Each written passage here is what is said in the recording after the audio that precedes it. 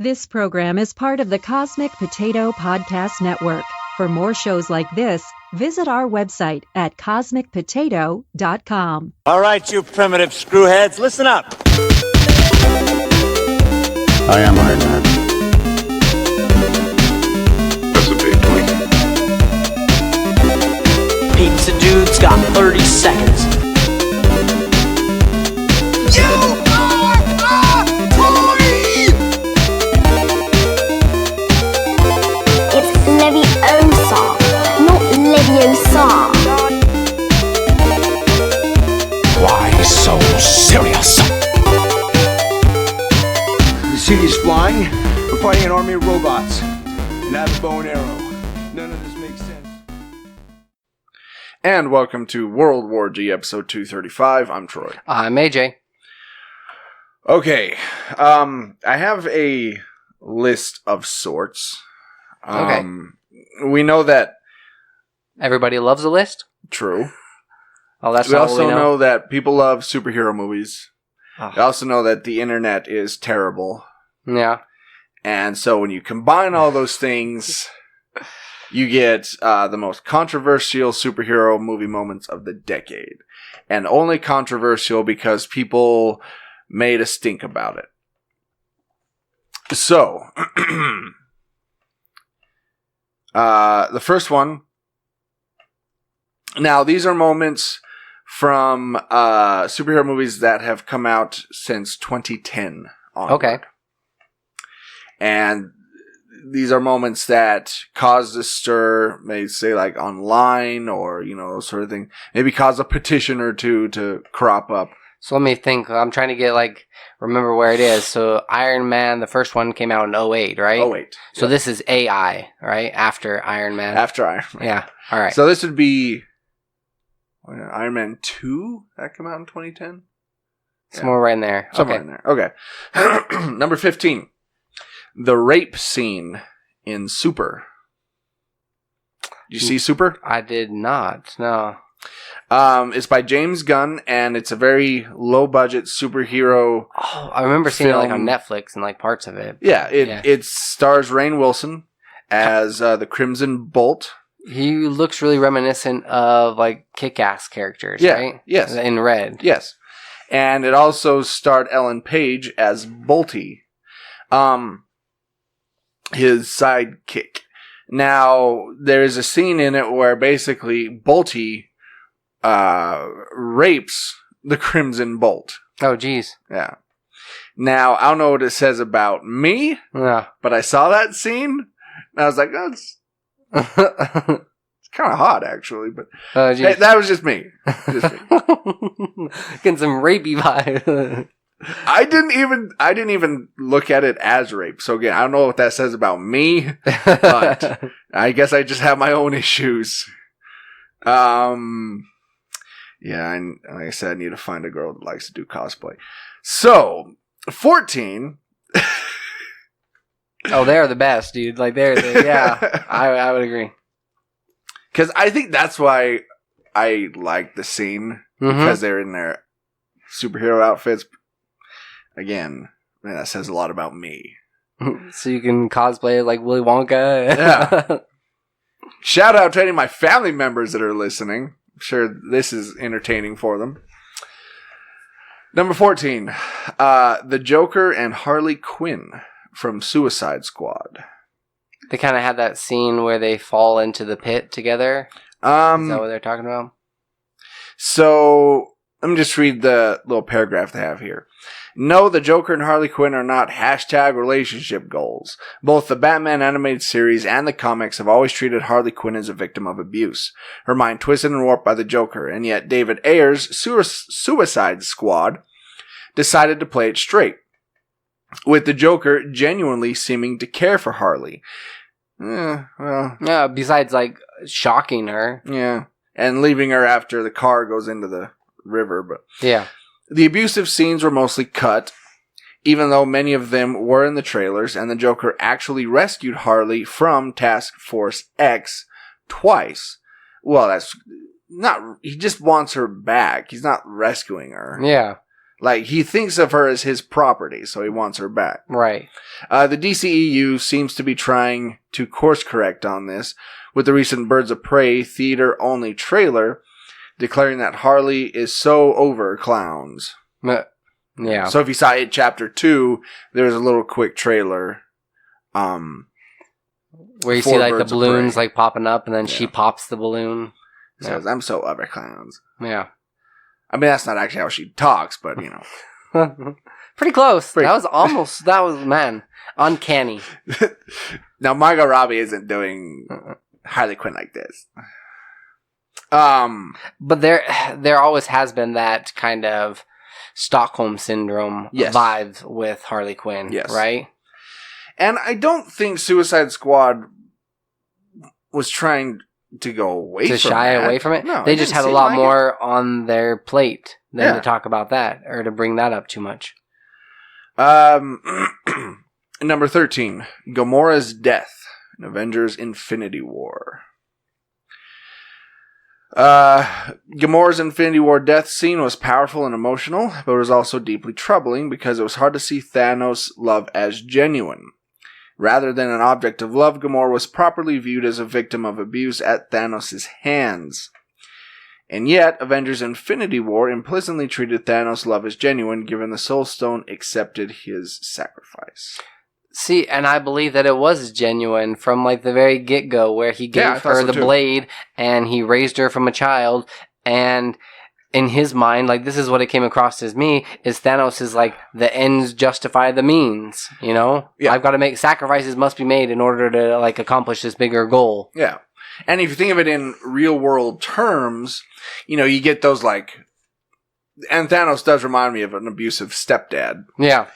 But they do, in their warped minds, actually love and care for these kids, even when they're smacking them around with belts. I'm doing this out of love. Yes. Like, yeah. I'm doing this for your good. Yeah.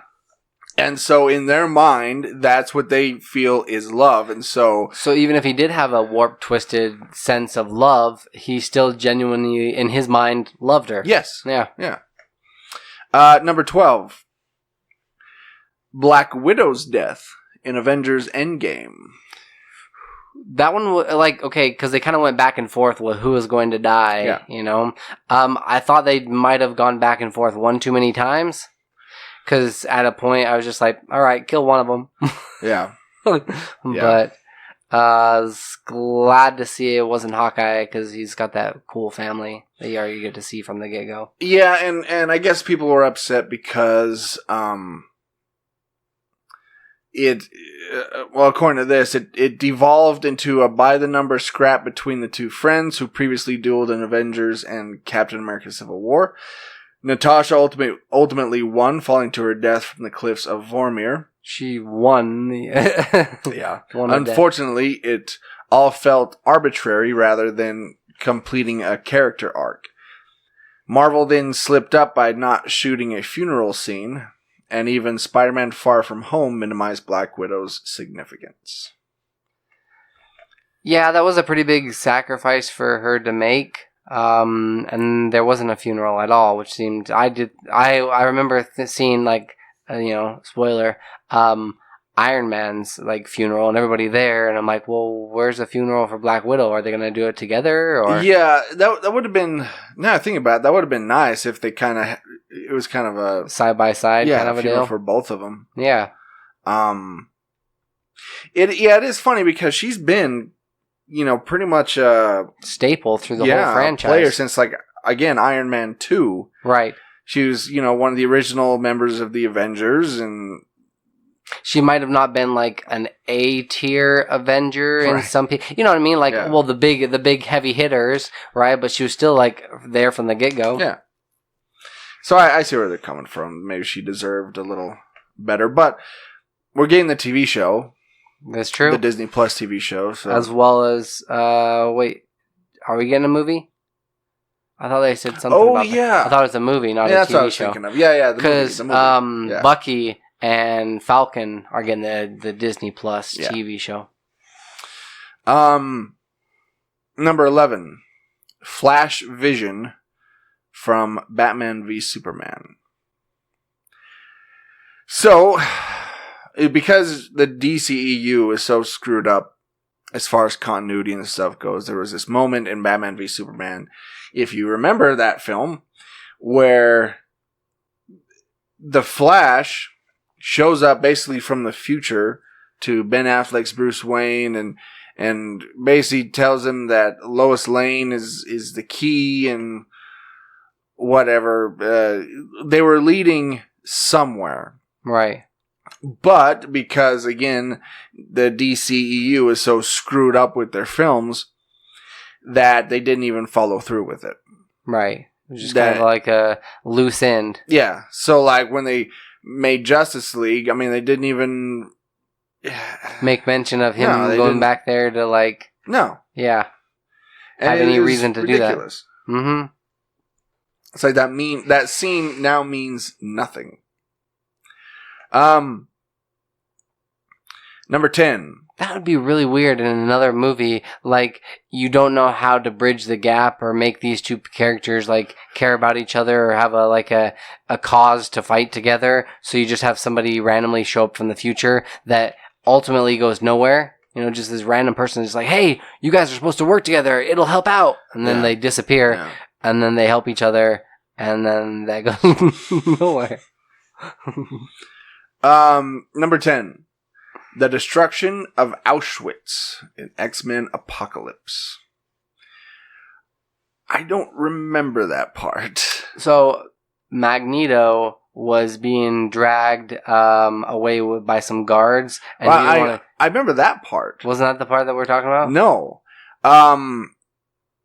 In the titular villain was attempting to turn Magneto to his cause, and in order to do so, he took the Master of Magnetism to the old concentration camp at Auschwitz, reminding Magneto of his personal history.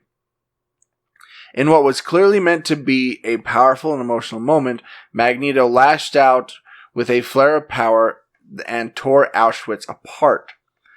Unfortunately, it came across as crass and tasteless, given the place Auschwitz holds in world history. Yeah, that might not have been... I don't remember that scene. I don't remember that scene either. Right? Because I don't remember much of that film, because it wasn't great. But try to forget it. Yeah. Yeah, that would be pretty tasteless. You know, had it been like a German movie or something, they come over here and take like the Statue of Liberty and Magneto crushes it, you know, just be like, that's almost grounds for like people like here in this. I mean, we would have like there would be petitions out the wazoo. Yep. You know, so we're all about those petitions over here. I get that that's his past, and it's a cool like backstory to a character, but yeah, that was kind of tasteless. Number 9. Batgirl and Batman's sex scene in Batman the Killing Joke. I do remember this. I thought this one was kind of hot too, but... Right? I don't know, she's like threw him to the ground and like, cause she's all upset that he's not returning her call and he's like cold and calculated and then she just like pushes him down and... Get that angry sex. Yeah. Hate effing. Yep. But I get it. It's a weird moment between the two because they never really showed any romantic interest, but I don't think it had anything to do with romance. Yeah, no. It was just kind of releasing tension. Yeah. You know how long it's been since I've released tension? So the other thing along this is it was kind of funny because like afterwards, like her best friend's talking to her, and she's just like, yeah, my yoga instructor, you know, won't return my calls. Yeah. But that movie, I get the reason that they had to like show her, you know, before she became the Oracle. Yeah. But I just wanted to see more of just the Killing Joke brought to the screen. Yeah, and maybe that's another part of it that was never in the book. No, it wasn't at all. That was just kind of shoehorned in there. So, one, it didn't need to even be there at all. Right. So. Plus, it also made Batman seem like he didn't like have any emotions or feeling. Like, sometimes they make Batman way too robotic. to where he doesn't care about these kids that he's like training if they don't follow what he says to do. They're, I get being like kind of stern and having like, but sometimes I don't even see the point. Like, I'm an adult and I don't see the point to why Batman tells them to do certain things. Yeah. And I'm like, all right, most of the time I can figure it out and be like, oh, he's saying this because like at a later scene, this takes place. And if you didn't have these already like internal, hadn't already been taught this, then it wouldn't have worked so well. Yeah. Right? But sometimes it just goes nowhere and he just seems like a cold, like, SOB. Yeah, agreed. Which causes a lot of tension between him and his cohorts. Yes. Number 8. The biker scene from Captain Marvel. I would even say all of Captain Marvel. Yeah. Was fairly controversial because, the bros don't like Captain Marvel.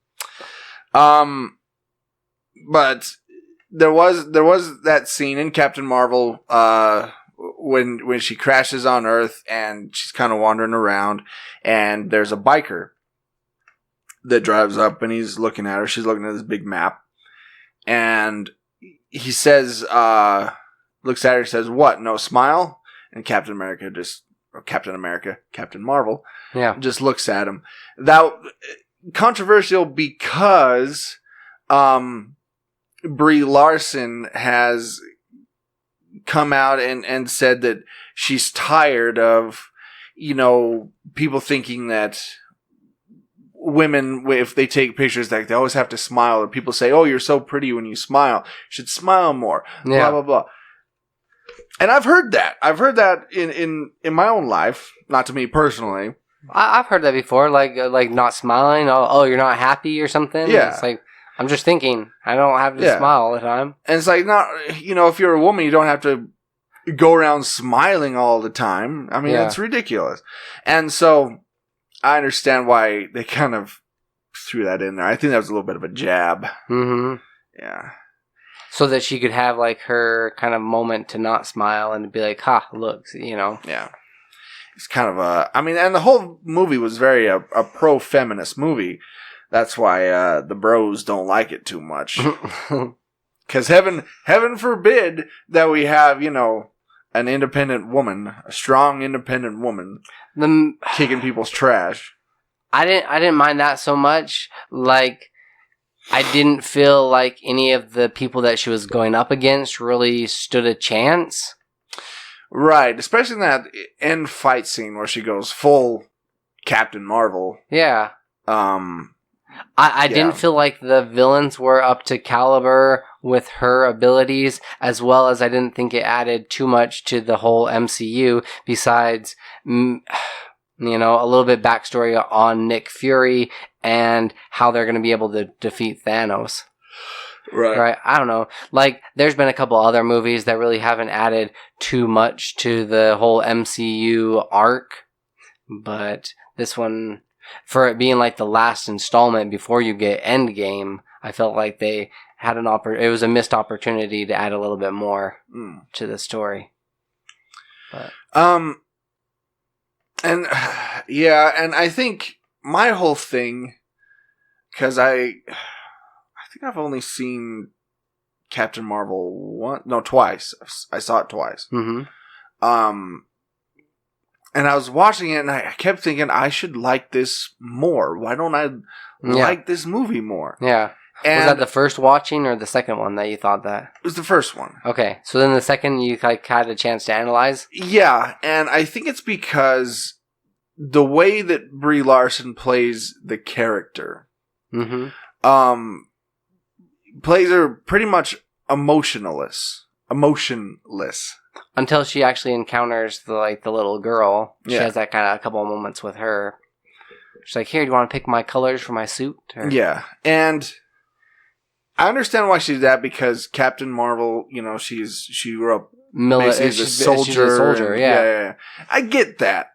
But at the same time, you can have some emotion here or there. Right. And And again, I'm not saying, oh, she needs to smile more. I'm not saying that. That's the takeaway I'm taking, Troy.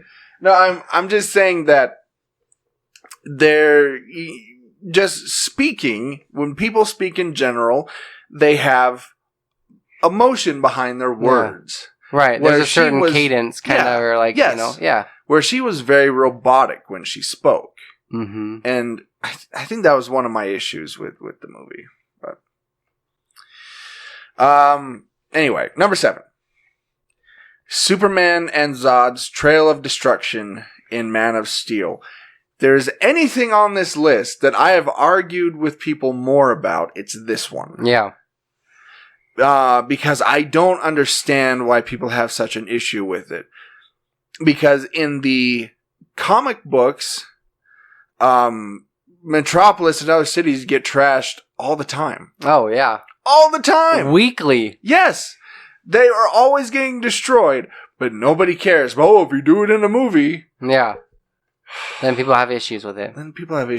First of all, it's a movie. Right. So nobody actually died, so relax. Yeah. It's like that movie like Rampage or some of these other ones where they destroy cities. Yeah. Right? Rampage. They're like, oh, it's a monster. It's gonna, or even Godzilla, right? It's gonna destroy a city. Nobody complains or like has an issue with that. Yeah.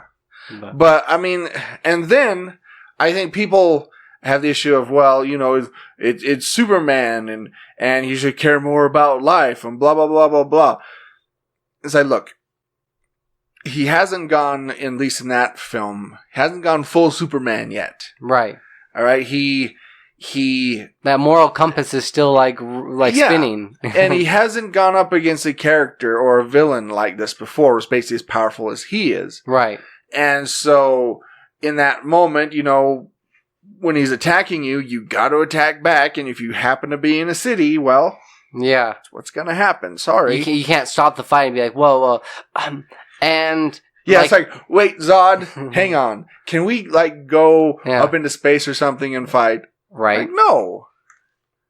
Like Zod's going to totally use, like Superman would use on Brainiac, he would use any type of advantage he possibly could. Zod's going to do the same against Superman. He's probably going to make, you know, like push a school bus and see if Superman goes and does that so that he can do something else, you know? Yeah. Or he's going to use that to his advantage. Plus, when you're fighting, and like, I don't know about you, but if you've ever been so angry and you're like just like fighting somebody, you're not thinking about like anything else, but just kicking the shit out of this other person. Yeah. You know, that's like, you've got one goal, and like, I get it, but at the same time, the only one that like Superman really truly loves and cares about, he doesn't care about anybody else. He cares about Lois Lane. That's it. Right? Like, everybody else could be falling to their death or something like that, and he'll just like fly over, save Lois Lane. Save her. Yeah. Mm-hmm. Yeah. Yeah, it's ridiculous. They're fantasy characters in a fantasy film. Relax. Yeah. Anyway, yeah, we'll get to another part in that movie later. Number 6. 8 years later, Spider-Man Homecoming. Now, if you remember in Spider-Man Homecoming, when we first meet Michael Keaton's character and his little group, they're cleaning up after the events of the first Avengers film. Right. So that takes place in 2012. So then, after that, we get a flash forward where the movie begins, and it says 8 years later. Right. Right? So that would mean that Homecoming takes place in the year 2020. Yes. Now, that kind of throws in a monkey wrench because, let's see. Unfortunately, Spider-Man Homecoming contained a title card claimed that the film happened 8 years after the Avengers, when it only took place 4 years later. There was obviously no way to make any sense of it, and in the end, even Marvel described this as very incorrect. They released a statement. Sorry, that's very incorrect. Yes. That's your statement? Yes, it's very incorrect. Do you think they actually went back and changed it for the DVD release? I don't know. I haven't looked. I haven't heard. Yeah. That'd be kind of cool if they did this like 4 years later. Yeah. Well, plus like Peter Parker. Okay, so it took place right after which movie? The Avengers. Okay, then I guess like Peter Parker might not have been that old just quite yet. That's what I was thinking. I'm like, wait, was he already in this other one? Because then he wouldn't be like, still in high school. But. Yeah. Yeah. So technically it took place 4 years after, which would be 2016. Right. Which would make more sense in the whole timeline. In the timeline. Yeah. It's difficult when you're working with like that many 22 movies to try to like keep consistency. Yeah. Number 5. Batman kills in Batman v Superman. Now Batman is famous for his no killing rule. Yes. And it's true that if you watch that film, he took out a lot of people. Sure did. Yeah, he killed some fools. But to me, it was this Batman has been around for a long time. Right. He's old and grizzled. It's kind of like the Dark Knight Returns Batman. He's not as fast as he once was. Yeah, he just doesn't care anymore. Yeah. And that's what I kind of got from it. And on the flip side, that kind of gives Superman a reason not to trust or like this guy. Right. Because he doesn't seem to care. Mm-hmm. He's not holding himself to the same standard that Superman is. Yeah. And he's not holding himself responsible. Right. So, yeah. Yeah, but that I noticed that when I watched it the first time. We'll give senile Batman, like, a pass on this, He's kind of, like, just going, like, I could see this Batman, like, just sitting on his porch, yelling at whippersnappers. Absolutely. To get off of his lawn and shooting at them. Don't touch his garbage cans. Number 4. Superman breaks Zod's neck. Now, okay, here's another one that I've argued with people about. Yeah. Because a lot of people think that Superman also has that no-killing rule. Nope. He does not. No. He doesn't like to. No, he doesn't like to, but he will if he has to. That is Batman that has that, not Superman. So if you had to pick a moral compass, which one are you going with? Superman. Superman? I think I am as well. Like, I wouldn't want to, but if I had to, like... If it's for the greater good. Yeah. And that's what this was. It was for the greater good. He knew Zod would not stop. No. Even if he were to have... people suggest, he could have found another way to stop him. No. Yeah. He would have come back. This dude's too far gone. Yes. There was only one way to end it, and it was to kill him. So then because Superman is governed by... I guess Zod isn't from this planet, and he's looked at as more of an alien, so nobody's going to really care that much. But had, like, Superman killed somebody from planet Earth, would he still be doing prison time? Or he gets kind of a pass? Like, he's basically got his license to kill? Pretty much. From the government? I'm pretty sure he's killed, just normal peeps before. Yeah. And not by accident, like on purpose. Like on purpose, yeah. I'm pretty sure he has. But at the same time, who's going to go try to arrest Superman? Yeah. Number 3. Continuing on with Superman, Henry Cavill's mustache. Okay, this one I will give you because it looked ridiculous. It looked really stupid. When they tried to digitally change it, it looked bad. And it cost a ton of money. Yes. And here's my thing. Okay, in the beginning of the movie, fine, take out the mustache and his 5 o'clock shadow that he had and all that that he was doing for Mission Impossible. Was it Mission Impossible or was it? I thought it was from the Man. No. Oh. No, that came out years before. Okay. Man from U.N.C.L.E.? Yes. Yeah. No, this was for Mission Impossible 6. Well, wouldn't it be easier rather than like just having him shave it and then put a fake mustache on for the rest of the movie? Isn't it a lot easier? Mission Impossible. The people at Mission Impossible, Paramount would not let him shave. That was in his contract. He could not shave until the movie was done. So my thing is, at the beginning of Justice League, fine, digitally remove it, but when he comes back, when he is resurrected, have him have facial hair. Yeah, have a full beard if he wants. Yes. Yeah, because he wasn't well, I guess he was technically dead, so that would make. Well, you'd still your fingernails and stuff still grow when you're dead, as well as your hair. I actually think that's a myth. Is it? Mm. Are you sure? Mm. Huh. Because I've heard that people think that's true because if you dig up a corpse that the hair looks longer, it actually isn't. It's that your skin has shrunk and shriveled. Oh, okay. Yeah. So, it's shriveled, so there's like, it pushes more hair out, or it looks like there's more hair. Okay. Yeah. All right. That's what I've heard. Yeah. I'm not so sure about the fingernails, though, but I was thinking Well, fingernails, because your skin has kind of, because it's shriveled, it's kind of pushed back. Oh, see what I'm saying? Yeah, It's pulling back. So it looks like you have, that's what I've heard. Well, let him have some facial hair, while he's laying there. Yeah. That's what we're saying. Because he's not technically dead, right? I think in the movie, technically he was. Okay. I think. So, yeah, maybe that wouldn't make sense. Huh. But, I mean, they could kind of retcon the whole thing. I mean, Justice League was such a mess anyway. Right.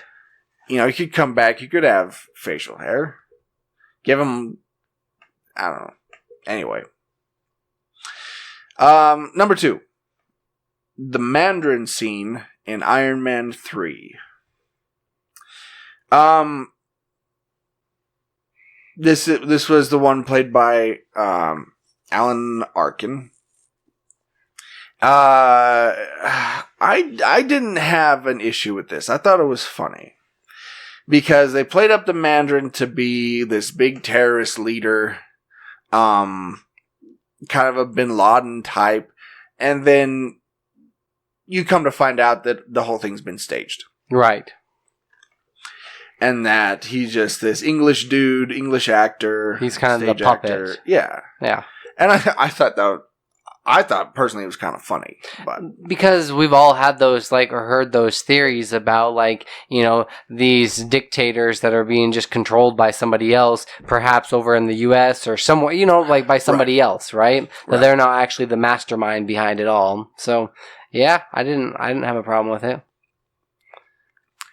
And there is also another rumor that the real Mandarin is still out there somewhere in the MCU, and we might see him when we get the Shang-Chi movie that's coming, and so we might see the real Mandarin. Yeah. They'll do 8 years later. Right. Number 1. The Martha moment from Batman v Superman. Ugh. Okay. Ugh. All right. Yeah. Yeah, there's no justifying this one. Martha! Yeah, that was ridiculous. The whole reason he stopped attacking him is because he said Martha and their moms had the same name, and it's like Zack Snyder, who admittedly doesn't know that much about superheroes and comic books. Clearly, yeah. It's like but let's release a Snyder cut of Justice League. Yeah, okay. Mm-hmm. Anyway. It's like he saw that connection somewhere. It's like he was going through Wikipedia and saw that they both had their mothers had the same name. You know? He says, hey, I don't think anybody's done that before. Hey, bro, nobody's talked about this before. Let's bring that up. Let's have that be the pinnacle point. Put that in the script, bro. That's awesome. That's how I imagine Zack Snyder talking. Oh, it's probably pretty close. Yeah. Yo, bro, check this out, bro. They both their mom's name are Martha, bro. It's like that one kid that's got a really good point to make that everybody's how the conversation progresses and like they want to bring something up but they don't get a chance to at that moment and everybody's still talking and there's not like a window of opportunity for that person to like throw that comment in and then it's like too late and it's already like past and they've moved on to something entirely different and they bring up that point just because they have to. You know, that's kind of what he did there with Martha. Like nobody really cared and then hey bro, check this out, bro. Ugh.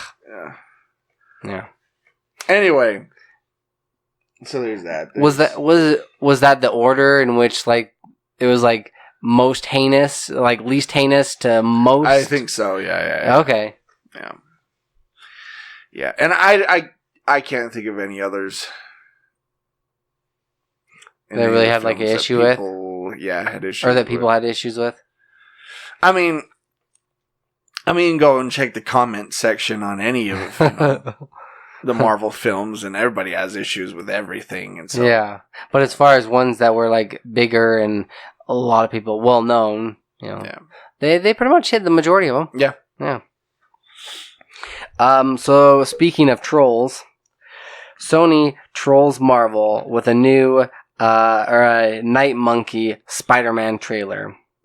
Sony drops a new trailer for the trailer for Spider-Man Far From Home, revolving around Peter Parker's European alter ego, Night Monkey. And the trailer is just basically just footage from that movie, from Far From Home, that they turned into as if they were actually making a Night Monkey movie. And it's kind of cheesy and campy. Like, definitely poking the bear. You don't want to poke the bear, especially when the bear's Disney. Yeah. Which they were still. This got dropped like when they were still kind of like talking, and it was the aftermath of this whole, falling out. Yeah. And which this part actually I didn't like that much in this movie. I thought it was kind of like it was really, really, really cheesy. Then the whole Night Monkey stuff. Yeah, I thought that was pretty cheesy too. Yeah, to kind of try to save him, like that it's not really Spider-Man that's over here. That it's somebody else. Oh, he's the Night Monkey. Yeah. Like, you just didn't make that up on the spot, Ned. No, not at all. But yeah, Sony probably not the smartest of moves. No. Yeah, if you're trying to get back in Marvel's good graces, or want to even like partner up with them again. Which, it seems like they don't really care. Maybe not. This is just like, this is like that post that your ex posts up on Facebook about like, and they just like drop all this garbage, right? Because they just don't care anymore, and they're just like, whatever, This is like before you've actually had the chance to unfriend them. And then they're sure to tag you in it, and you're like, what the heck?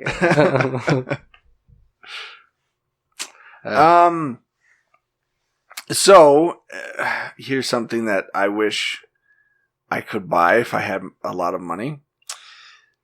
Michael Keaton's 1989 Batman suit is for sale. This is the Batman suit that you would buy if you could buy any Batman suit? Yep. Yeah? Yep. It's my favorite. It's a good thing I'm not wealthy, because I would buy crap like this. Yeah. Like, I would pull like a Nicolas Cage, and I would buy all these ridiculous... Like, I would have like a dinosaur skull somewhere in my house. Yeah. And the Batman suit, behind a big glass case. You played Animal Crossing, right? Oh, yeah. So, you know how you can have, like, different random artifacts or different things that you can buy from the store, or you find, or people gift you? Yeah. I did have a full-size T-Rex in, like, the basement, and then I also had, like, some UFOs, like, in my bedroom, and then I had, like, lightsabers and, like, Mario statue. Like, I had all this, like, random stuff in there, but it looked really cool in, like, the house, but I'm just imagining this in real life. Like, that's probably exactly how my house would look like if I had, like, a ton of money, like you were saying. Yeah. And, obviously they're doing this because... it's the 30th anniversary of the Tim Burton film. Does it say how much it's going to go for, or estimated? Let's see. What is the starting bid, perhaps? Going up for auction in London. The suit is expected to sell between estimated 98.5 thousand and 148,000 at prop stores auctions. Yeesh. See, and if I was a multi-millionaire, dropping 200 grand, that's not a lot. Yeah. Relatively speaking. So, right. Yeah, I'd buy that. It's not holding up great from what I hear. Well, and that's just the thing that I was going to say. Because it's foam rubber. Right? And it's 30 years old. Yeah. Like, a lot of this stuff, they don't know it's going to be worth any money, That's why I always find it interesting to see which people actually hold on to something from a certain movie, and then it turns out to be worth, like, so much money because it's a classic movie now. Like, I've seen pictures of the shoes from Back to the Future 2, the self-lacing shoes. Yeah. They look like garbage now. Uh-huh. Because they've just fallen apart. Someone just kept them in a box or done and because in their basement. Yeah, because when you're making these props, the prop guys are just thinking, well, we just need it for this film, for these scenes, and that's it. They're not thinking long term. Yeah, for sure. And Mark Hamill said that he has a few props from Star Wars, like he has an original Stormtrooper helmet, and I think like Luke's boots from the first one, and he says all that's fallen apart. Oh, I bet. Not meant to last. No, they're not meant to last. It's to look good on camera for a couple of scenes, and then that's it. Which is why some of this stuff is so expensive, because if it's 4 years down the line and it's still intact, and hasn't fallen apart, then it's it's going to go up in value. Yep. Just like comic books or anything else. It's like Dorothy's ruby slippers from Wizard of Oz. Yeah. Speaking of a trip down memory lane and like older things, 80s fans, take note. The last Starfighter sequel is actually happening.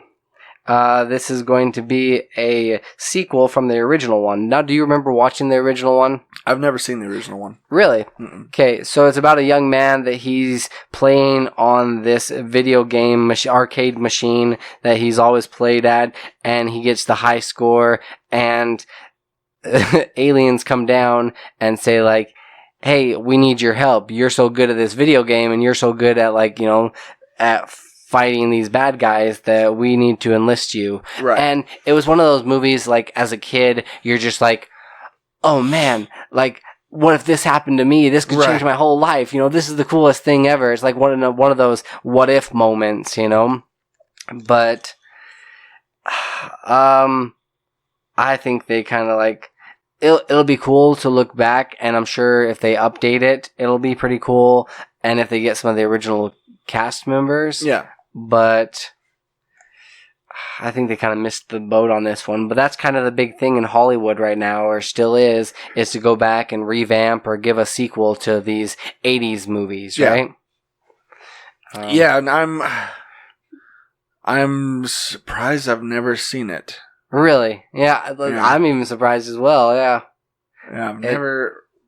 I mean, I know it's kind of a sci-fi classic and that sort of thing, but no, it's dated, but it's reminiscent of the original Star Wars, 4, 5, and 6. But it's not bad. Yeah. It's pretty funny. It's worth a watch. Yeah, maybe I'll check it out. Speaking of 80s movies getting rebooted, Sylvester Stallone and Robert Rodriguez are working on a Cobra TV show reboot. Now, Cobra, the movie, has a very interesting history. Because originally, the movie Beverly Hills Cop was supposed to star Sylvester Stallone. Okay. That's who they originally wanted. But he had different ideas of what the movie should be. He wanted to do a more serious tone, where they wanted to be more of a comedy. Campy comedy. Yeah. So he took basically his ideas for his version of Beverly Hills Cop and turned it into Cobra. Yeah. Now it's not one of Stallone's best films. Basically, he plays a police officer that doesn't play by the rules. You know, that whole thing. And I don't know how they're going to turn this into a series. Well, that's not true. It'll just be probably just a police procedural in it. Yeah. Yeah. What was the buddy cop TV show that, I mean, it was a movie and then they turned it into a TV show where Die Hard. Was that it? Yes. I think it would be pretty similar to that, if I had to guess. Something like that, along that line. Because I doubt Stallone's going to star in it. Right. So it's going to be him. He might. He's kind of an egomaniac.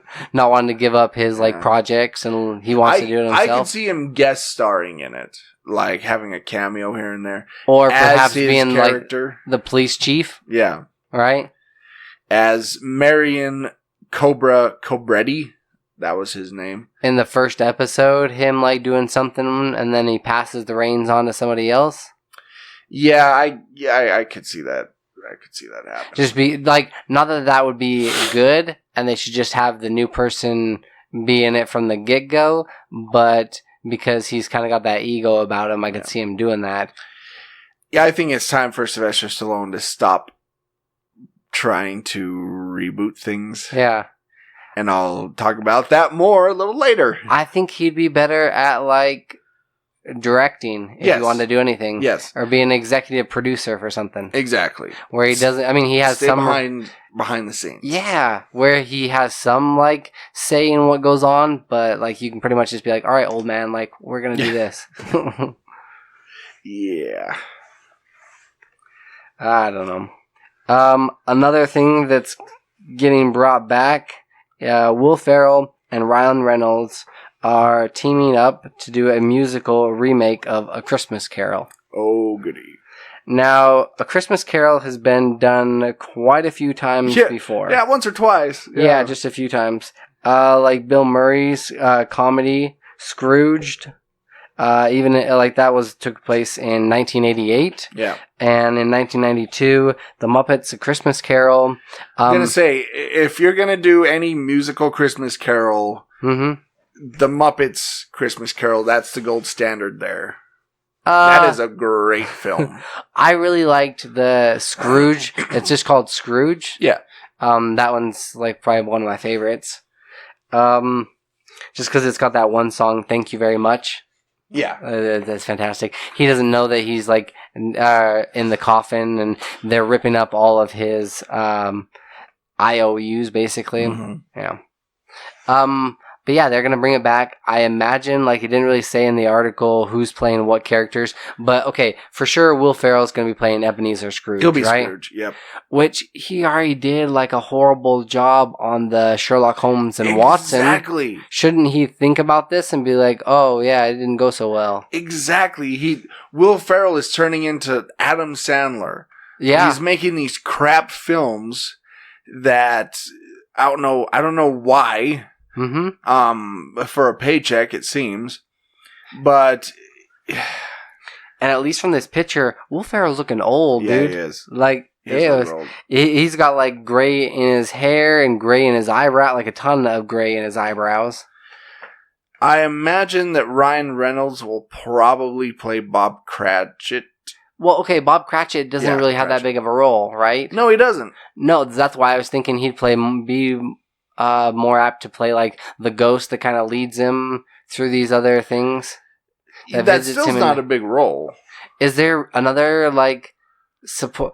The biggest role after Scrooge is Bob Cratchit. Yeah, because he like does like talk to his family and deal with that. And Tiny Tim. You see him in the beginning, when Scrooge is all upset with him. Then you see him when the Ghost of Christmas Present takes him to his house. Then you see him at the end, where, Tiny Tim, is going to get better and God bless us everyone, blah, blah, blah. Whatever, Tiny Tim. Die already.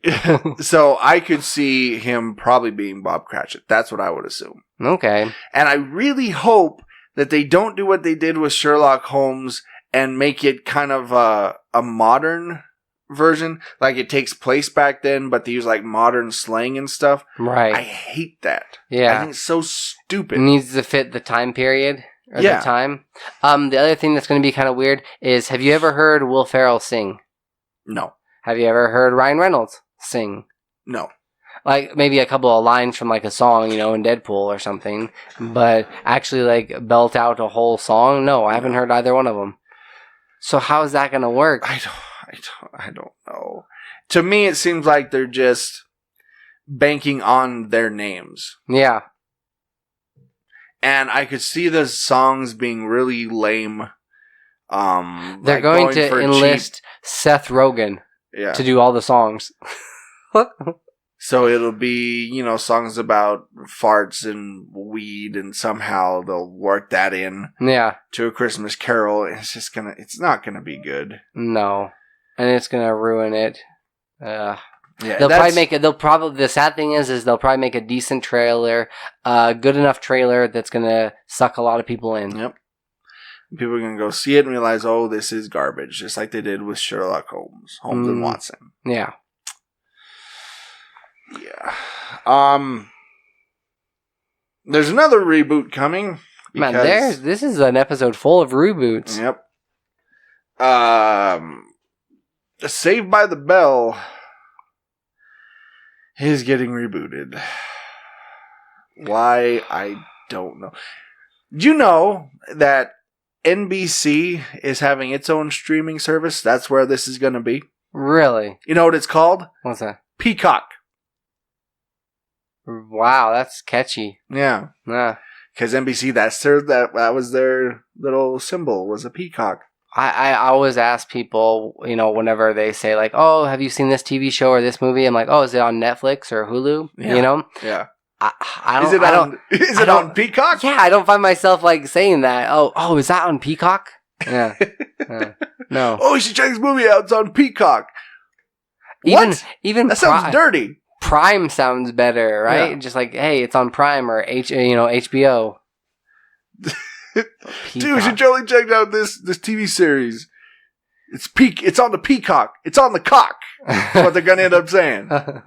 To shorten it up. Well, you can't. Well, the P. It's on the P. It's on the cock. Yeah, either way. Of course, you can't say peacock and chill, right? Yeah. No. Peacock and pound? I don't know. It's not quite what I was going for, but all right. But yeah, so they're doing a reboot. You know who I blame? Saved by the Fuller House. Yes, I blame them. Yeah, this is where it all started. I blame them too for a lot of things. Yeah. And somehow that show is still going. I don't understand. And now, speaking of that, Jodie Sweetin has her own podcast now. And it's all about motherhood and parenting and blah, blah, blah, blah, blah. Not everybody should have a podcast. Exactly. Exactly. We need to draw the line somewhere. Can't just have any average Joe on the street starting up a podcast because he thinks he has something interesting to say about certain topics. You don't. You have nothing interesting to say. Nothing to contribute. You have nothing. You get nothing. Good day, sir. But anyway, Saved by the Bell. Yeah. So pretty much what it's going to be is most of the original cast is coming back. Zack is now going to be the governor of California. Oh, geez. And weirdly enough, I could see that happening. Me too. He's very charismatic, and he could get a lot of votes and manipulative. Oh yeah, so make a good politician. Mm-hmm. Yeah. And like Elizabeth Berkley. And please tell me Screech is going to be the principal. That's all I want. I don't know if Screech is coming back. He's like, you have to get a perm again. Yeah. No. Yeah. Yeah, I don't think he's Slater? Is he coming back as well? Yes, Mario Lopez is coming back. Because he's got nothing better to do. But I think it's going to be, from what I've heard, it's going to be their kids now going to Bayside High, and the problems that their kids have, you know, all that teen drama that the original cast went through. I could see this being a little bit more like Riverdale. Yeah. Right? Yeah. Where the kids actually are like confronting the adults and talking, and then it's going back and forth. And if they start out that somebody gets murdered on the first day at Bayside, yeah, I'm in. If they take a darker turn like they did with Riverdale, yeah, where the whole thing is a mystery, you have to find out who killed Screech. Who killed Screech? Yes. Yeah. Screech gets straight up murdered in the first episode. That's awesome. Then I'll watch. Then they start finding a paper trail, and it ends up leading to Zack as the governor. Yeah. Oh. Yeah, see? Oh. I'm watching this show. I'm in. CSI Bayside. Speaking of TV shows, a mashup of mashup game of The Office and Cards Against Humanity is happening. And I don't know how I feel about this. I was thinking about it, and I'm like, I've got some really shows that are beloved to me, and I really care about, and I like, and I enjoy, but I wouldn't care if they were ever turned into a card game. I know my mom, like, growing up, later on, she found this, like, down the road, they had a MASH Trivial Pursuit. Yeah. I played it once or twice because I watched a lot of MASH with her, but like I had no clue what was going on. And like there's so many little I've watched The Office, probably I've gone through and watched it like twice. Yeah. Like all the way fully through. And so I know a lot of the phrases and the lines and like the one-liners, and it's funny to like put on as background noise now. Yeah. But I don't know if I'd ever really like want to play this, because you'd have to play with a bunch of people that have also seen The Office, right? If you get one person in the mix that hasn't seen The Office, they're not going to get all the random inside jokes or care that much about it. Right. Is there would you get a Cards Against Humanity Seinfeld or Friends edition? No. I personally wouldn't get it, no. And those are two of the shows that like you really like, right? And that I know very well. Yeah. I'd play it, sure. Mm-hmm. But actually go out of the way and purchase it yourself. Yeah. There was a couple of cards that I wanted to read. There was one in particular that says, like, break me off a piece of that blank. And then there's another one that's like, Jim put my blank in the Jell-O again. Right. You know, which we get like the reference because he's talking about Dwight, you know, and always having like his stapler and everything else. Get that one opening scene where everything's in Jell-O. There's another one that's just like, the bigger the blank, the more powerful the man. Dwight Schrute. Like, so you have to like fill in the blank, you know, like Cards Against Humanity. Right. If I had a gun with 2 bullets and I was in a room with blank and Toby, I would shoot Toby twice. I love that hatred like that Michael Scott has towards Toby. Yeah. That's like hilarious. And like I still think that Toby I don't know. Like that whole the Strangler thing, that was pretty, I thought that was pretty funny. But I couldn't see myself going out of the way and actually purchasing this at all, especially when the price tag on it is $30.99. $30? Mm-hmm. Wow. All right. They're really banking on nostalgia here. If you're going to go down the Office rabbit hole again, I have a couple recommendations. Okay. Follow Jenna Fisher and Angela Kinsey on Instagram. Okay. They're very entertaining. That's one. The second, speaking of them, they're starting up a podcast. Okay. Because anybody can just start up a podcast. Yeah. Where they are going to watch The Office and kind of talk about commentary, backstories. Talk about backstories, talk about everything that kind of happened behind the scenes. Set, Okay, which would I think that'd be interesting. To me, it could be pretty interesting. As long like they have a story of some sort of random thing that happened each episode. Yeah, and there's a start and a finish. You know that they're going to end, if they do continue to go through and on the last episode, and it's kind of a finite thing. You know what to expect when you're going in watching this. Well, plus it'd be kind of cool. You watch the episode and then you listen to their episode. You watch the episode of the Office and then you listen to their podcast. Or you can watch along with them. That's true. Which I think might be their idea. I think so. It's almost like what we've done in the past with the other movie, the MCU movies, right? Okay, or Mystery Science Theater. Yes, exactly. Okay. So and it's going to be called Office Girls, or The Office Girls, and I think it comes out in October, like beginning of October. That's when the first episode drops. So if you need your Office nostalgia, that's what I suggest.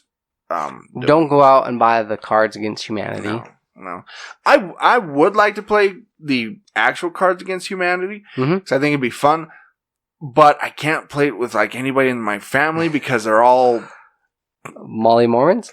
Kinda. Very and not they're very reserved? Reserved. Prude? Kind of prudish. Kind of reserved. That yeah. I'm like, what's a nice way to say prude? Like reserved, or like, like those certain things are like, kept between in the bedroom. Exactly. Exactly. And so I don't really have anybody to play it with. I'll play it with you, Troy. I'll grab my brother and a couple other friends, and because him and his wife love playing it as well. Yeah. We'll play it. Yeah, like isn't there a card that's just like big black cock? Yeah. Yeah. That everybody wants to get that card. Well, it works for so many occasions. Exactly. So many things.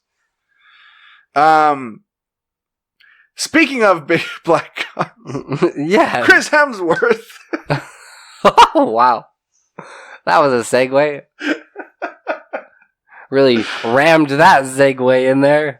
Chris Hemsworth, he's like the peak of human perfection, so I'm sure that he's packing also. Because of course he is. Jerk. Right? What the heck? Save some for the rest of us. Exactly. Here. Don't take all the human perfection. But the director of Thor Love and Thunder, Taika Waititi, says that Chris Hemsworth is still going to be the star. Even though Natalie Portman is taking up the mantle as Thor, Chris Hemsworth will still star in the film, because there was some question of whether or not that Chris Hemsworth would return, and whether they're going to continue on with Natalie Portman as Thor. But according to the director, Chris Hemsworth will be coming back, and he'll still be the star. Yeah, it still feels weird to have Natalie Portman. As Thor. Yeah, because she's really got to get in the gym, and they're going to need a lot of apple boxes on that set because she is very small. Right. She's extremely short. It'll be interesting to see what they do. Do they go the more comic route that Thor has gone as well, or do they... Comic is like comedic? Comedic, yeah. I would imagine. I mean, because it's going to be Taika Waititi, same guy that did Ragnarok. So I imagine it would be more of a comedic take on it. Okay. Oh, please tell me she's not bringing her friend, though. Oh, yeah, I hope not. Yeah. Ugh. As the comic relief, I don't even know if I would see the movie. Yeah, she's hard to handle. Yeah. Pretty much in anything she's in. I don't remember her name. Is it Kat Dennings? I don't know. She was in that Two Broke Girls TV show. Gosh. My mom left the TV on. Yeah. She was running errands or something. She left the TV on. That show happened to be playing. Okay. And I couldn't have it on. It was so unfunny, so painfully unfunny that I just, I couldn't. It physically hurt me to even be near it while it was playing. That's how bad it was. I hope they do something decent, worth watching. Yeah. So I've got a retraction to make here. Okay. And, I'm not too conceited that I can't admit when I'm wrong or eat a little crow if I have to. Sure. But I rented from Redbox because I had a code, so I only had to pay 54 cents for it. But I watched X-Men Dark Phoenix. Okay. And it was actually pretty decent. Not bad. It wasn't bad. I was pleasantly surprised. I thought Michael Fassbender did a fantastic job this go around. Yeah. That he played it it was interesting to see how how he'd been kind of laying low and staying on this reservation that they'd set aside, this plot of land that they'd put aside for mutants, And then it was also kind of interesting at the very tail end, without giving anything away, they totally set up Logan, right? It makes perfect sense that Professor X going into retirement, basically. Yep. And it they finished off pretty well. The one thing I didn't much care for, which I like the actor for the most part, what's his name? Nicholas Hoult. Yeah. Who is also in Ready Player One, who played Beast in this movie. I didn't like that Beast kept going back and forth. Yeah. The whole love interest between him and Raven, I thought was a little forced. Right. Nicholas Hoult wasn't in Ready Player One. Wasn't he? No. Cyclops, the kid who plays Cyclops. Cyclops, yes. He was in Ready Player One. Okay. I didn't like him as a Cyclops, though. Yeah, he does what Cyclops does, and it's just to be there. Yeah. To support, his woman. Yeah, Cyclops is a very bland character, so yeah, he didn't have much to do. Okay, that's yeah. But even Beast, he was okay. No, but everybody else, even Storm, I thought did a fantastic job. Yeah, it was a pretty solid movie. Man, which is weird to say, because I didn't much care for the other ones. The first one was okay, and then after that, it kind of was garbage. Yeah, the X-Men. It's been hit or miss. Yeah, and the story is so convoluted, and trying to figure out, First Class, are they? How do they connect to the? Yeah. It's all over the place. Yeah. It's interesting because the first the new cast movies are kind of the same as the old class movies, whereas the first one was decent. Right. First X-Men, First Class, decent films. Yeah. The second one were the best. Mm-hmm. X-Men 2 and then Days of Future Past. Right. Those were the best ones in the series. Yeah. The third one sucked. Right. X-Men 3 and Apocalypse. And then the fourth one... You got Logan, right? It was good. Yeah. And then, we're not counting the whole Wolverine movies, because those are standalone, right? Yeah. Well, I guess technically Logan would be, a Wolverine film. But still. Anyway. Yeah. It's not bad. I don't think it was worth all the hatred that people were giving it. That, and I also feel like, I was just gonna say that you don't need to have seen any of the other movies. You can watch this one as a standalone. Yeah. If you're somewhat familiar with the characters, you'll appreciate this and be okay with the story. I did even think the alien direction was perfectly fine. Mm-hmm. Yeah, it didn't seem too far out of place. And I liked that Jennifer Lawrence eats it early on in the film. Right? Spoilers. Yeah. Yeah, she dies, which I was glad to see. Yeah, all right. She did some good acting. Like, all right, there you go. Yeah. All right. And die faster. You're done. Yeah. I really didn't think that she was gonna die. Yeah. Yeah. But okay, so she is, at least in the other X-Men stories, she's Nightcrawler's mother. Right. But how does that work where she's like the same age as that kid? Okay, Jennifer Lawrence, okay, even if she's in her like, late 20s. Yeah.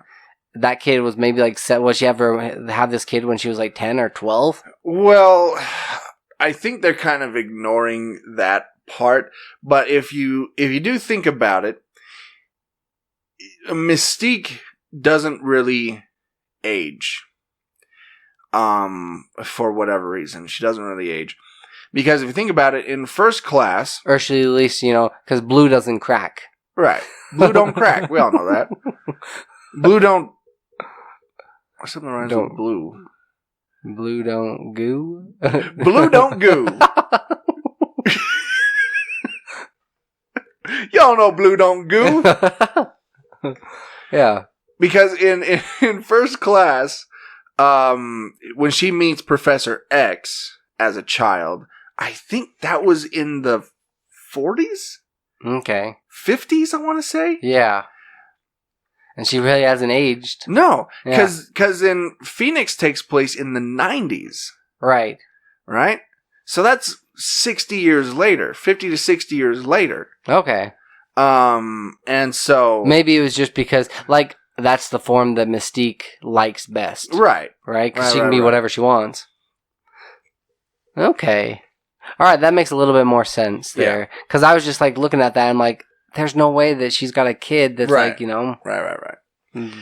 Yeah, I don't think they didn't go down that path. Mm-hmm. Because Mystique is also the stepmom of Rogue. Right. Which means Nightcrawler and Rogue are step siblings. Or half siblings. Who's the father of Rogue? And who's the father of Nightcrawler? I thought that wasn't Magneto. The father of Nightcrawler is a character named Azazel, who was in First Class. Oh, okay. He's the red demon looking dude. Yeah. In the comics, that is his father. He and Mystique hook it up. Nah. Get the goo, get that blue goo going. Yeah. And then who was Rogue's father? Was it Magneto? Nah, it could have been. Magneto's always had like it's almost like a Joker Harley Quinn kind of a situation. Yeah. Right?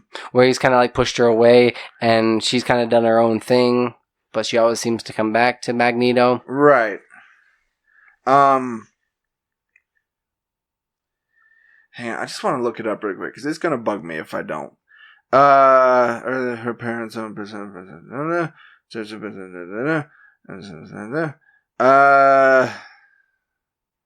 doesn't really say. Well, it says her parents are Owen and Priscilla. Those are her adopted parents. Right. I don't know, I'd have to do a deeper dive on it.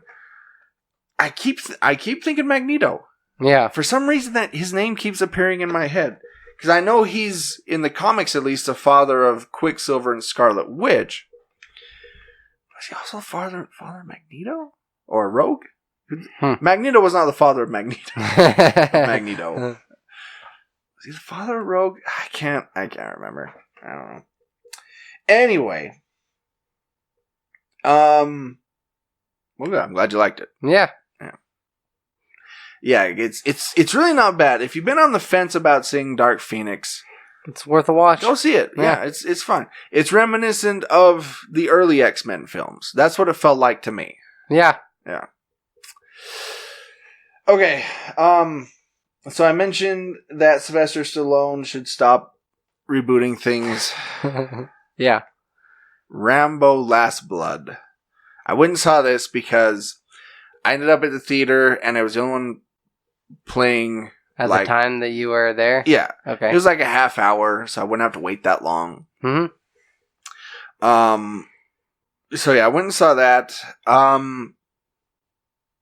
So What's the premise? The premise is basically John Rambo has retired to a quiet life in Arizona. He owns this ranch where you get the sense that he is raising horses, like show horses, rodeo horses. Because he's shown a lot, like training these horses to, go around and move around in circles and do all these little tricks and stuff.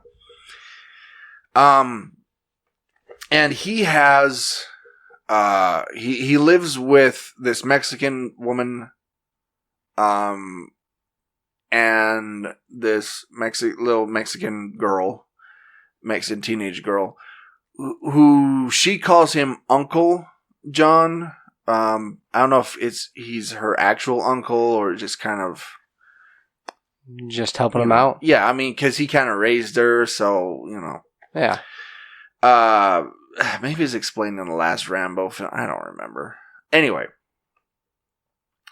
but this girl wants to go find her father and figure out why he left her and her mom, who died of cancer apparently years before. But her dad lives in Mexico, and so Rambo warns her that your dad's not a good person. Don't try and go find him, blah, blah, blah. But she does anyway. And she ends up, and this isn't a spoiler, I think this was in the trailer. She ends up getting captured by this human trafficking ring. And it's up to Rambo to go get her. Okay. That's kind of much a Taken. Yeah, it's very Taken-ish. Okay. But that's the first half of the movie. The second half of the movie, it's all revenge porn. Yeah, it's Rambo basically clicking on the God mode cheat. Okay. If it was a video game, and just mowing everybody down. Is it that good, fun Expendables violence? It's brutal. Really? It's really brutal. Yeah. Okay. I mean, you see heads get blown off by shotguns. You see people impaled on spikes. It's not for the squeamish. This movie, like the way that Rambo figures out where this girl is, he tortures some guy, and the way he tortures him is, it's painful. Not for the faint of heart. No, it's not for the faint of heart. Oh, because I'm all right watching things, but when it comes to like bones breaking and stuff, I can't. And so yeah, I was squirming in my seat. So yeah, that's basic premise of the movie. It's not great. Yeah. I think Sylvester Stallone, did he write this? I think he wrote it. Probably. But it really moves very quickly. Like it goes from this point to this point to this point, movie's over. You're like, oh, okay. I guess we're done. Like, I thought there'd be more here, but apparently not. Can you tell that he's not doing the majority of his own stunts? Or do they have him like kind of like what Liam Neeson did, where it didn't seem like it was too out of place, or what he was capable of doing? Yeah, the stunts aren't bad. Okay. The stunts are something that this 70-plus-year-old man can do, because it's pretty much just kind of slowly lumbering around and shooting people and that sort of stuff. Yeah. So I'm pretty sure he probably did the majority of his stunts. Okay. But the movie is so oddly paced. And it becomes, it's two different films. Once he goes to Mexico and trying and get this girl, and then then after Mexico. Yeah. It's like they're two completely different movies. And it's really jarring. When you get from this act to this act. It's really strange. And then you're thinking this whole time, okay, there's got to be more to it. There's got to be more to the story, and then the movie ends. So, oh, geez. Okay. Well, yeah, it's... Sylvester Stallone just needed a potty break, so he's like, this is where the movie ends. Maybe that's what it was. He had to go take his inshore. He's like, my irritable bowel syndromes are acting up. Yeah, and so it's not the best. It really isn't. Sylvester Stallone, he's a good actor. He is. Yeah. He can be a very good actor. Mm-hmm. But with John Rambo, there's not a whole lot of depth range there. Yeah, which they could have gone more of a Liam Neeson Logan approach to this. Yeah. Right?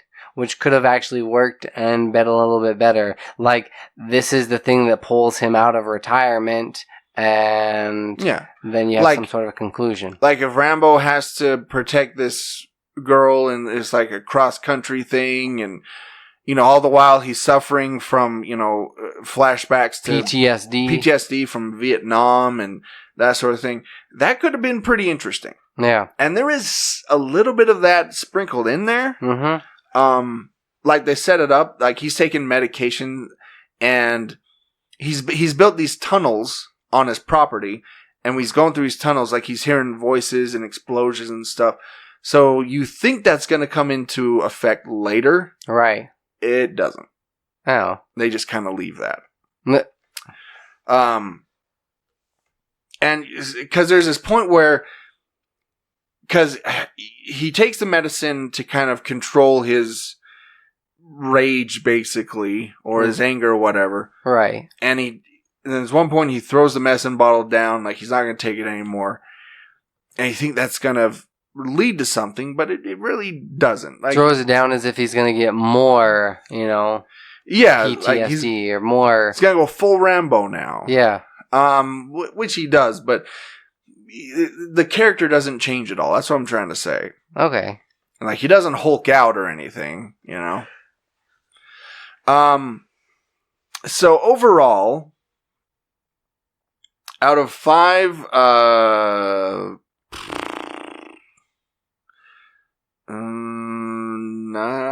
knives?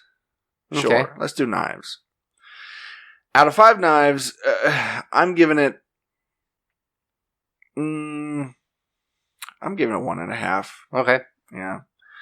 Like, I mean, it's just a brutal action film, but it's not fun. Like, brutal action films can be fun. Yeah. Like Expendables. Mm-hmm. But this one just isn't fun. It's like you think that he has something he's trying to say with this. With the whole Mexico thing and that's another thing. Yeah.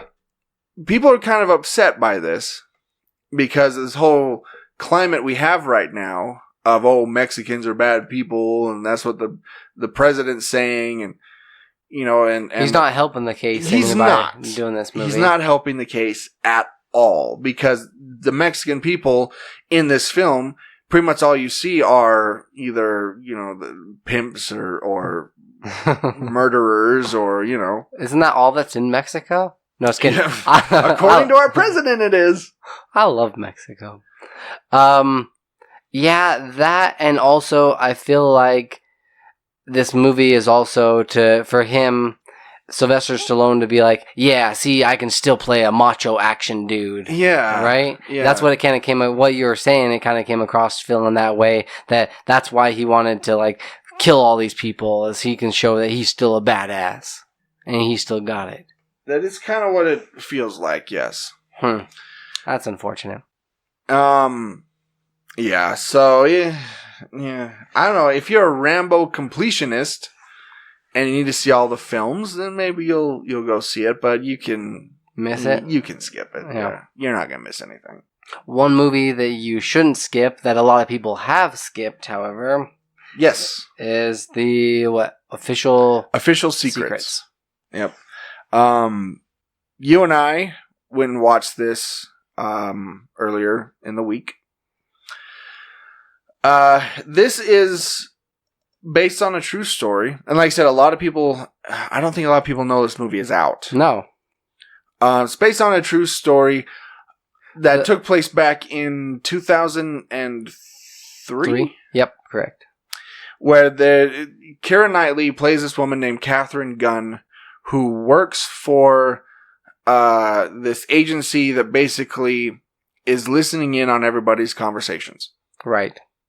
And one of the, and then a work email is sent out to everybody that's just basically giving them some information that's saying, hey, we want you to kind of rig the vote, so that, or potentially sway the vote to go a certain direction so that they can so the U.S. can have justifiable means to go to war. Go to war with Iraq.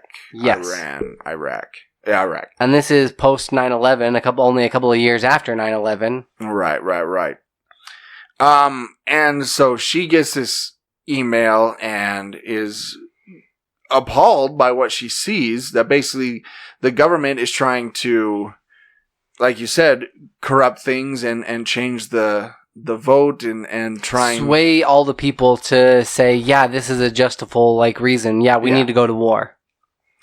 And so she ends up inadvertently leaking it. Mm-hmm. And that kind of sets off a whole. Well, no, she did. She did it on purpose. Because she gave it to her friend, right?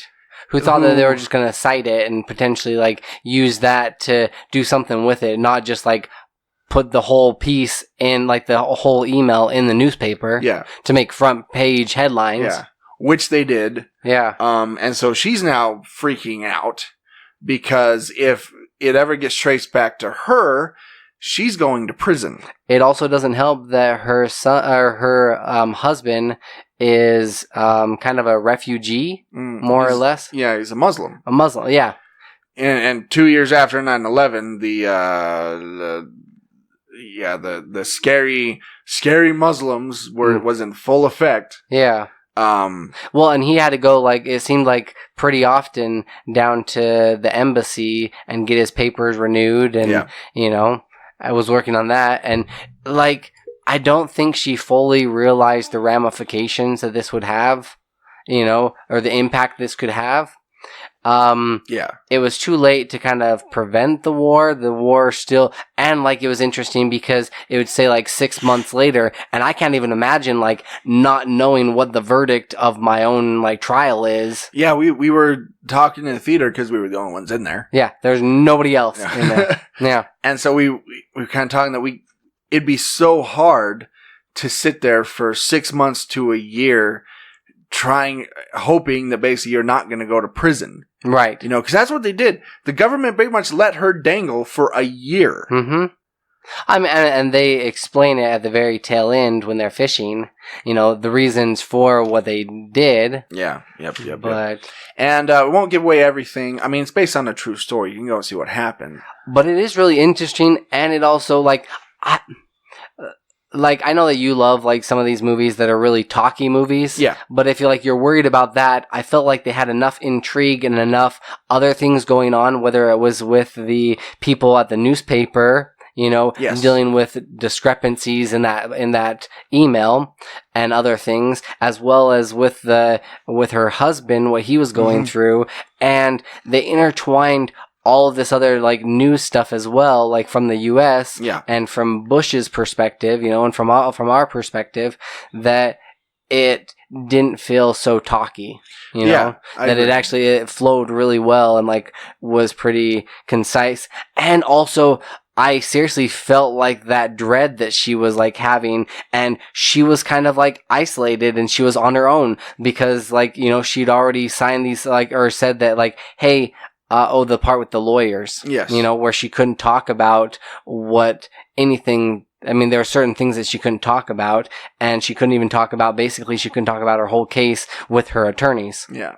Yeah. Yeah, because the government had kind of sanctioned her and told her she wasn't allowed to talk about these things. And she'd already signed other things saying that she couldn't, and it was pretty rough. Now, I will say it's kind of a slow burn, because the beginning when they're setting everything up does get a little slow. Right. But once the S hits the fan, then it does become very interesting. Right. And very intriguing. And after you get out of the movie, you start to think, wow, the government is really corrupt. Yes. If you already have like your doubts about the government not doing shady stuff behind closed doors, this doesn't help anything. It does not. So out of 5 emails? Yeah, 5 emails. All right. I would give it.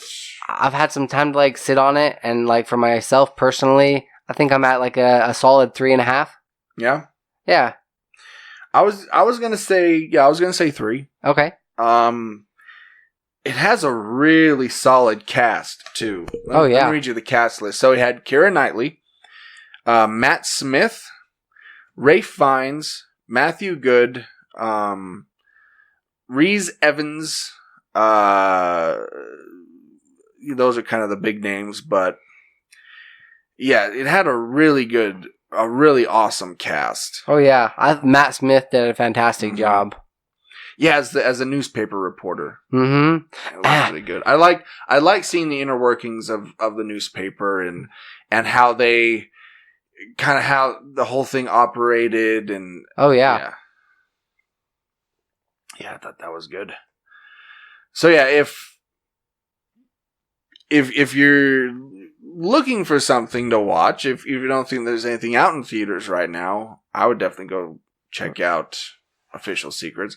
For sure. IMDb gives it 7.1 out of 10. Rotten Tomatoes gives it an 81%. And Metacritic is sitting at 64%. Okay. So. Yeah.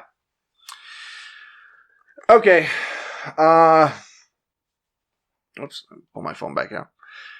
So that's pretty much does it, kids.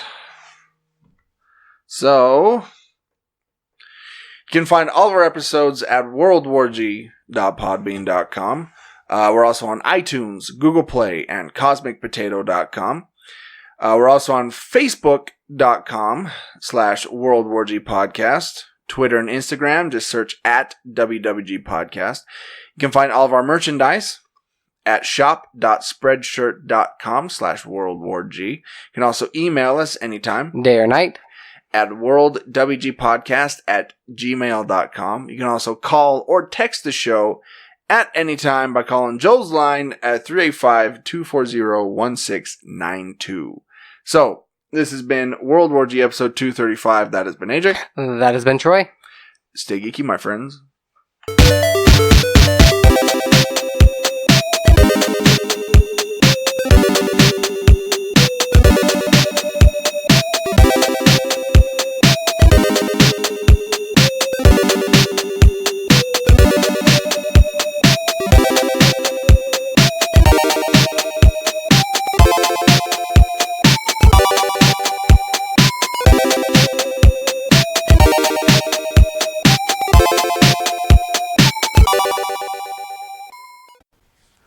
And welcome to the post-credit scene. Okay, so we are going to continue on with our interviews that we got at FanX, Salt Lake Comic Convention 2019. So the first one we are going to get, or we're going to have you listen to, is Billy Zane. Billy Zane. Kind of a genuine, like, big name celebrity. Yes. He's been in a lot of pretty iconic stuff. Like he was in Titanic. He was in Back to the Future. He was in The Phantom. That wasn't great. Yeah. So yeah, he's been around the block as far as Hollywood goes. He was also in Sniper with our friend Chad Michael Collins. Oh, there you go. Yeah. I didn't know that. I would have asked him about it. Shoot. Yeah. Billy, here's the thing with this interview. There's a little part in this interview that kind of, I don't know, there was a little technical glitch, it seemed. And I didn't realize that till I just listened back to it. But pretty much all you miss is the question that I ask him, which is, you've been in so many iconic films over the years. What are some of your favorite memories from the set? Right. Or your favorite... yeah, that was it. Favorite memories... From behind the scenes. From behind the scenes. From the set. Yeah. And so, yeah, that's the question that you're not going to hear me answer, but anyway. Or ask, right. Yeah, there you go. I'm not going to answer it. So here you go. Here is Billy Zane. Let's turn this way. Okay. Unless you want that. Hey! You made it. Are we going to rock it? How are you doing this? With the line behind. Either way. Okay, we'll do that. Okay, so we are here with Billy Zane. How are you, sir? Well, thank you. How are you? I'm doing well. Who are we? We're with the podcast. Moments and hijinks on set. I was given a lot of free reign to really play with that role. Okay. So I'd say Demon Knight was probably the most fun. Okay. Although Back to the Future was like, sure, adult playground. When we weren't filming, we were running around Backlot Universal wreaking havoc and terrorizing trams. So that was a lot of fun. So when you weren't filming, you were basically just part of Biff's crew in real life, terrorizing people. Basically. Right. Stand and deliver, give us your cash and jewelry. And I like it. So, question we've been asking everybody, what is your favorite breakfast food? I rather enjoy that avocado toast with a poached egg, but I make a mean pancake using raw coconut, water, and meat. Yeah. All right. Well, thank you very much for your time. My great pleasure. It's nice to meet you. And I prefer my cereal in the evening. Hey. Pleasure to meet you. All the great ones do. World War G. Thanks, man. Okay. So now this next one is a voice actor named Lucy Pohl. Now, if you don't know who that is, she was in Overwatch. Yes. She mainly does a lot of voice acting for video games. Let's see, who was she in Overwatch?